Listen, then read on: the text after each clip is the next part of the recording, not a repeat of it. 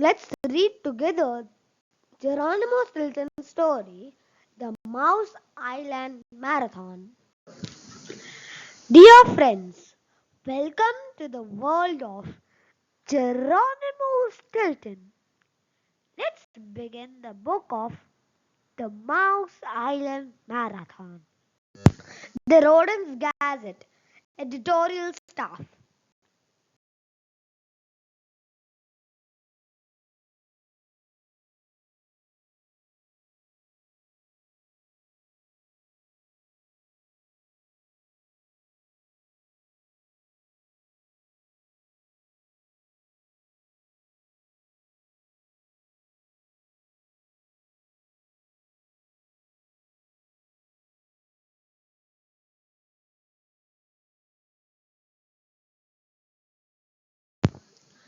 Geronimo Stilton, a learned and brainy mouse, editor of the Rodent's Gazette.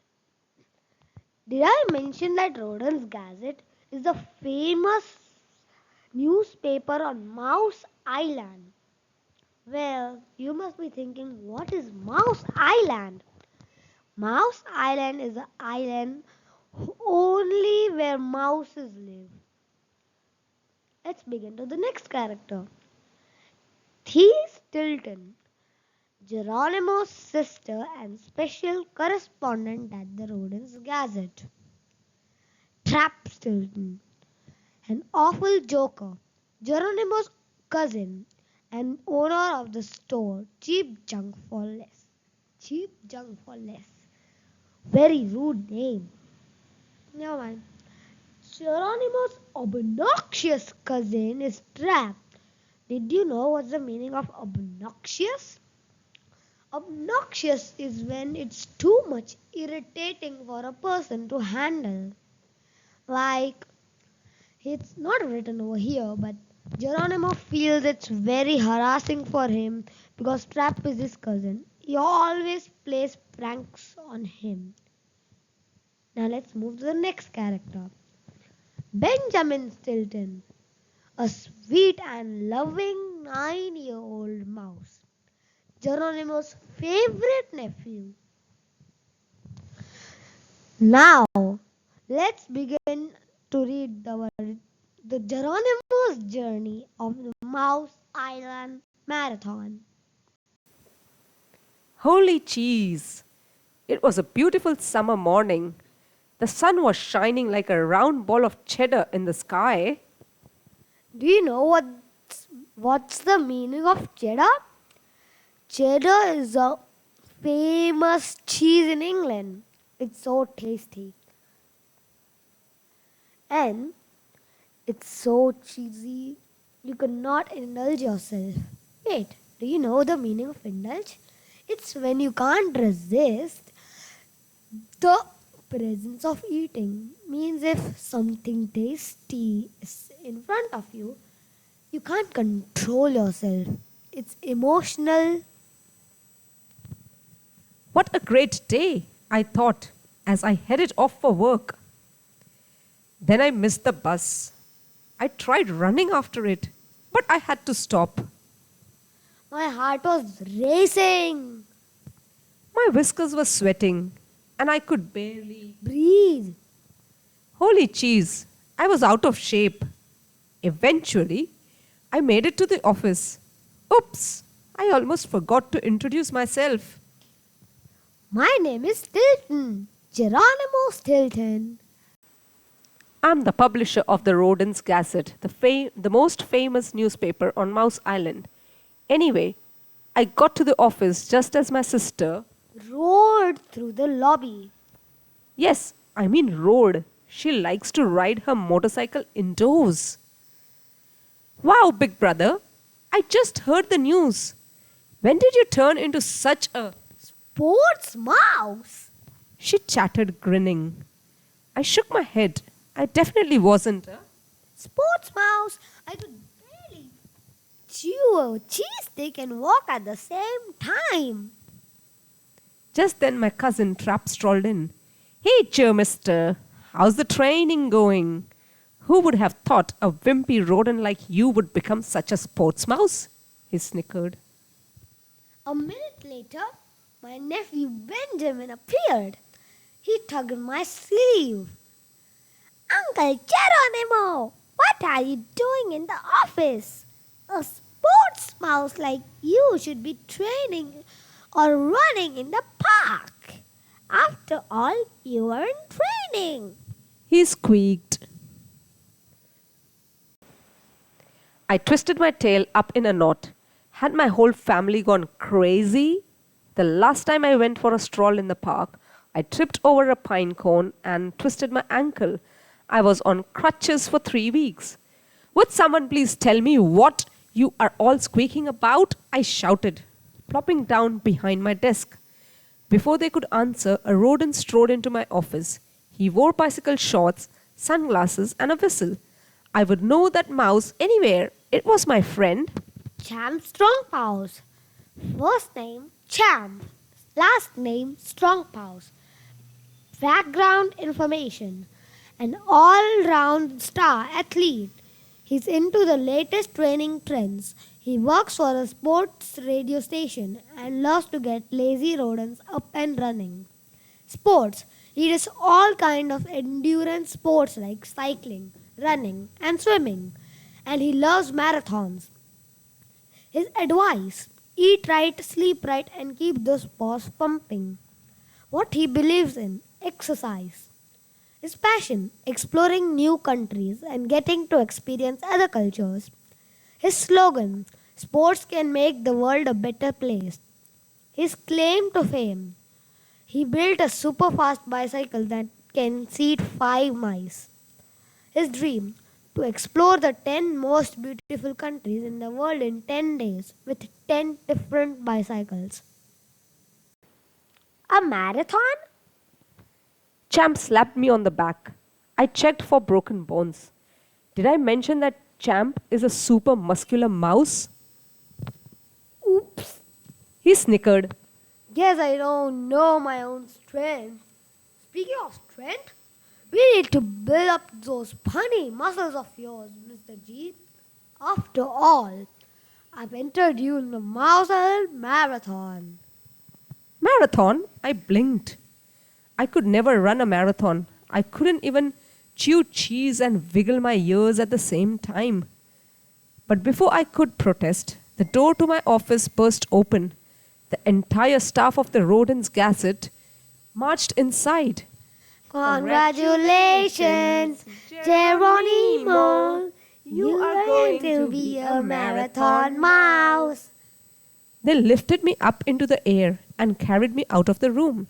The outer office had been decorated with tons of balloons and colorful streamers, and there were lots of snacks. I was just about to stuff my snout with a few yummy donuts when Champ slapped them out of my paw. None of that, Mr. G. He ordered. You can't run a marathon unless you eat healthy food. Then he offered me a carrot stick. Oh, why did Champ pick me to do something athletic? So, how long is this marathon race thing? I muttered. Champ grinned. It's nothing, Mr. G. Just 26.2 miles.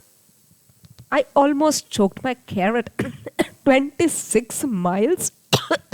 26 miles! I squeaked. What kind of race is 26 miles long? That's crazy. Champ's grin grew even wider. That's right, Mr. G.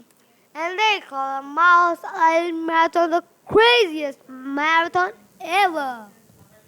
I pictured myself running, but not in the race, away from Champ's Strong-Paws, far, far away where no one would ever find me. Then I fainted. Creamy or cheddar, my editor-in-chief had to revive me with her Parmesan cheese scented smelling salts. 1, 2, 1, 2, 1, 2. The next morning, I was snoring away peacefully in my bed when the doorbell rang. Ding dong, ding dong. I opened one bleary eye. Who would be ringing my doorbell at such an unmousely hour? Unearthly. The unmousely is because this is the word of mouse, but the real phrase in English is unearthly. That means a time of day that is unreasonably early or late. Or sentence is the sentence is she was up at an unearthly hour. That means she was unreasonably early or late. I shuffled to the front door in daze. Champ was standing on my welcome rat mat. Wakey, wakey, Mr. J. Training begins today. He screeched. I thought I must be having a nightmare. But then Champ began to sing loudly. The sun is up, so come on, lazy mousey. Come on out of your cozy housey. I put my paws over my ears, hoping Champ would take the hint. Unfortunately, Champ didn't seem to care. He dragged me out onto my front stoop in my pajamas. Come on, Mr. G. It's time for a morning run. I was mortified. What if someone saw me? The meaning of mortified is embarrassed. Its synonyms are ashamed or humiliated. A sentence on mortified is he was mortified by his own idiocy. The second sentence is she was absolutely mortified to hear her son swearing at the teacher. And the antonyms of mortified are pleased or proud. Champ's squeak interrupted my thoughts. Keep those knees up. 1, 2, 1, 2. Keep those knees up. He yelled. He ran alongside of me, checking his stopwatch every few seconds. I felt sick. My muscles were aching. My head was pounding. Even my fur hurt. Champ made me run around the block 30 times. Finally, I collapsed outside the local flower shop. Green-Paws, the florist, came running out. Mr. Stilton, are you feeling okay?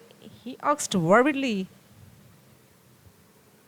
You look a little green around the leaves, as we say in the flower business. I wanted to tell him I was not okay, far from it. But I was so exhausted, I could hardly breathe.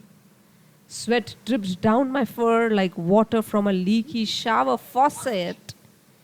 2 minutes later, I was hit with another shower.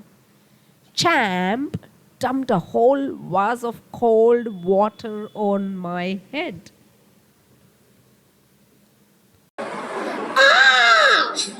I yelled. Champ looked satisfied. Now let's see here. For the rest of the week, your training program will include a 5-mile run, 300 laps in the pool, and 2 hours of weightlifting. That'll separate the strong miles from the weak. Right, Mr. G? He chuckled. I wanted to reply, but I was too busy bawling my eyes out. Oh, how did I get myself into such a mess? Your turn, Geronimo. The next morning, Champ took me to Fast for Fields, a sports complex for serious athletes.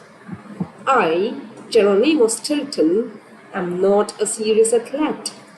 In the afternoon, Champ took me to play soccer with some of his friends. I got hit in the head with the ball 25 times. Then we were off to Punchers, New Mouse City's most exclusive gym. Champ made me lift weights. I fainted. Finally, Champ took me to a huge indoor swimming pool. I was doing great until he took my rubber ducky from the way. The serious sports mice at the faster fields. I got hit in the head with the ball 25 times. The match was against Cheddartown Rasters versus North Camberwell Cheeseheads. The score was 0-all or nil all.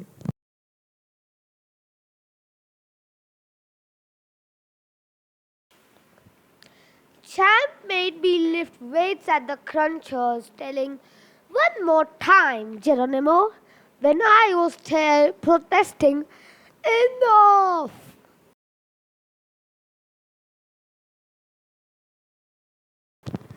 Then Champ made me jump off the high dive and swim laps.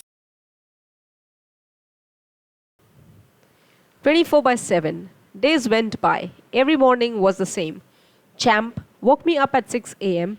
to go running. I started to go to bed in my sweatsuit just so I could sleep for a few minutes extra. Did I mention I'm not a morning mouse? Here it's written morning mouse because this is the world of mice. But on earth, the phrase is a morning person. It means someone who wakes up early every day and follows a regular morning routine. But Champ wouldn't let up. He made me run the same route every day. I ran all over the streets of New Mouse City. I finished at the New Mouse City Public Library. Have you ever been there? You have to climb up 67 steps to even get to the front door. I didn't climb, I crawled. Champ ran behind me, shouting advice. Don't give up, don't give in. Don't give a strange rodent your phone number. It's just not safe. He babbled. Don't give up and don't give in means continue the thing which you are doing currently. My family loved to watch me run. Trap waited for me by his kitchen window. He put a piece of cheese on the fishing line and dangled it above my head. Come and get it, Jerry Berry. He taunted. Taunted means a remark made in order to annoy or upset someone. Synonym, insult or tease. Thea chased after me on her motorcycle. Better move your tail, little brother, or I'll run you over. She teased. Then there was Benjamin. Every day he met me at his school bus stop with a delicious yogurt shake. This is for you, uncle. You're doing great. He cheered. Thank goodness for my dear sweet nephew. After a few weeks, something amazing happened. I didn't huff and puff when I ran anymore. I didn't feel faint. I didn't cry uncontrollably when I got out of bed in the morning. Well, except for the day I tripped over my cat fur rug and broke my paw-nail. Yes, I, Geronimo Stilton, was starting to feel like maybe I wasn't such a sports failure after all. Of course, working out with Champ wasn't easy. He was in my snout 24 by 7. He told me when to run, when to rest, and even what to eat. Champ had thrown out all of the fattening food in my refrigerator, even my cheesy chews. I was heartbroken. Still, I had to admit I was getting stronger. I had more energy. After 3 weeks, I even climbed up the steps to the library without stopping. I surprised everyone, especially myself. I deserved a reward. Now, if only I could find those cheesy chews. I even climbed the steps to the library without stopping. Yay! I want to go home. Months passed, and Champ made me train harder every day. Soon it was time to set off for the marathon. The race was going to take place in the city of Nibbles. Nibbles is on the opposite side of Mouse Island, overlooking the stray cat harbor. The plane ride took 20 million hours. Well, okay, maybe not 20 million, but it was super long. I tried to take a nap, but Champ wanted to give me advice about the marathon. Now listen up, Mr. G. Whatever you do, don't worry about the 26 long, exhausting, painful, and back-breaking miles ahead of you. Don't worry if you are moving slower than a snail with arthritis. Don't worry if you feel weaker than an ant with a broken leg. Don't worry if you're more tired than a hibernating sloth. Just concentrate and finish the race. He squeaked. Oh, why had I agreed to enter this crazy race? I wasn't an athlete. I was a newspaper mouse. I wanted to go home, I sobbed. But Champ just grinned. Don't be ridiculous, Mr. G. I didn't spend all that time training you for nothing. You'll do great. To take my mind off things, I decided to read the paper. Bad idea. Staring up at me from the front page was a photo of a huge, terrifying cat, Felinus ferociousmus, otherwise known as Fifi the cat. Flight from New Mouse City to Nibbles. This is where the Mouse Island Marathon takes place. So, the place which is marked as number 1 is Brimstone Lake. The place which is numbered as 2 is Roasted Rat Volcano. The place which is marked as 3 is Frozen Fur Park. The place which is marked as 4 is Mousehera Desert. The place which is marked as number 5 is Rio Mosquito. The city of Nibbles is on the westernmost tip of Mouse Island. It overlooks the Drattenburg River and Stray Cat Harbor, famous for its huge and very hungry sharks. Nibbles is known for its very strange climate, which is constantly changing. When the north wind blows, the temperatures are icy, and when the south wind blows, it's like living in an oven. The city of Nibbles, route of the Mouse Island Marathon. The route goes from start to finish point. Just trace the red line.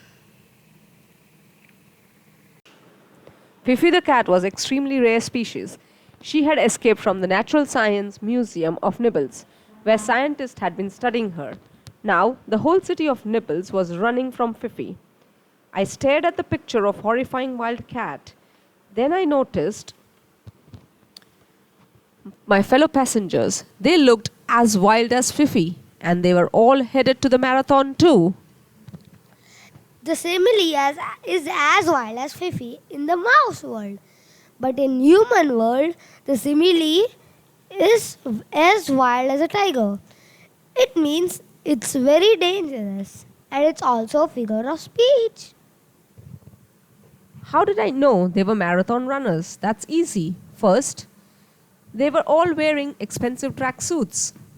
Second, they all took turns racing one another up and down the aisles. Third, they all drank from big water bottles.